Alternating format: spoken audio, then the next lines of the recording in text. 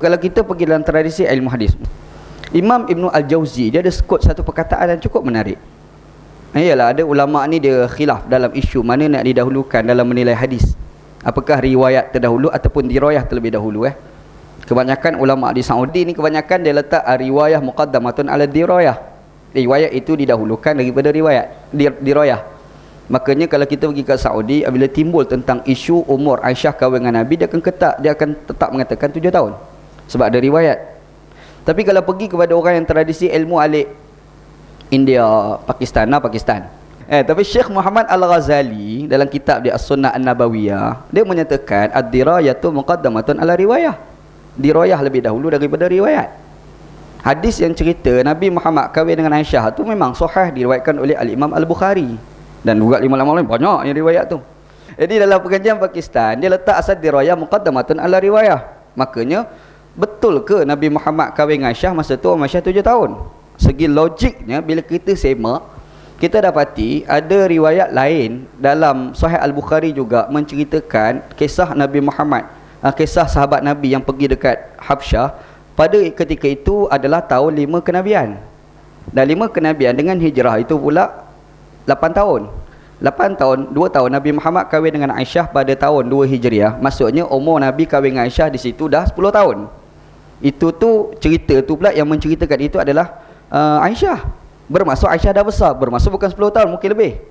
Betul kan? Dia ada logik, tak kena tu. Padahal riwayat itu datang daripada Bukhari sendiri. Ada pertemuan kan? Ada pertemuan kat situ. Lepas tu buka pula dalam Az-Zahabi Siyar A'lam An-Nubala, dia pergi sebut dalam kitab tu mengatakan yang Aisyah ni ada kakak seorang nama Asma. Asma ni dengan Aisyah ni, Asma sendiri bagi tahu umur dia kurang 10 tahun, beza dua tu. Jadi masa hijrah, masa meninggalnya Asma, Az-Zahabi sebut umur dia 73 tahun dan dia meninggal umur 100 tahun. Okey, kalau meninggal umur 100 tahun, tahun 73 Hijriah, hijrah umur dia berapa? 27. Tolak 10 tahun, umur 17 tahun. Maksudnya Aisyah masa kahwin dengan Nabi bukan 7 tahun. Betul kan? Ini dirayah. Jadi Syekh Muhammad Al-Ghazali dia pegang metodologi ad-dirayatu muqaddamatun ala riwayah. Tapi ada tradisi di Saudi, Madinah, orang mengaji Salafi kental ni.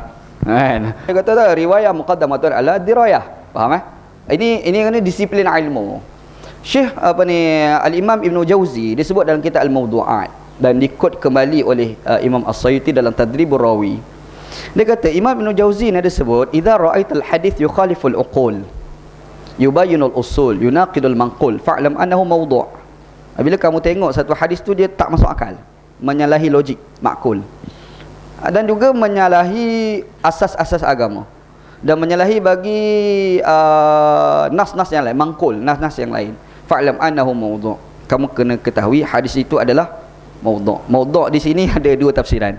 Sama ada mawdu' dalam maksud hadis tu palsu ataupun mawdu' tidak boleh dijadikan sebagai hujah.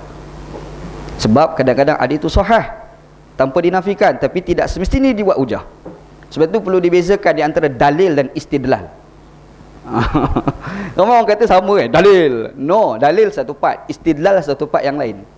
Ada satu tu adalah dalil tapi tidak boleh diistidlalkan. Hadis hadis ahad. Okey, dalam ilmu hadis, okey, dia ada hadis mutawatir, dia ada ahad.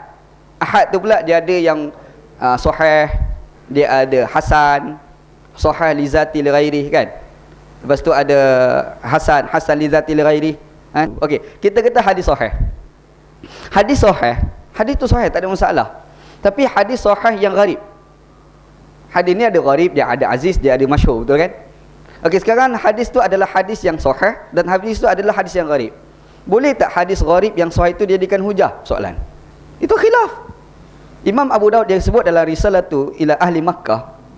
Dia kata risalah Abi Daud ila ahli Makkah. Dia kata dalam kitab tu la yuhtajju bi hadisin gharib wa in kana rawihi Malik wa Yahya bin Abi Mu'in. Maksudnya dia kata tidak boleh jadikan hujah dengan hadis gharib walaupun perawi itu Imam Malik sekalipun. Imam Malik ni lah, tahap gaban lah. Tapi dia riwayat pun hadis tu gharib, maka tidak boleh jadikan sebagai hujah. Ada, ini debate ni berlaku Maksudnya kita tengok di sini, inilah kita nak sebut sebagai Macam mana kita nak membahaskan sesuatu ilmu itu, dia kena ada epistemik dia, epistemologi dia. Dia ada disiplin ni kita kena faham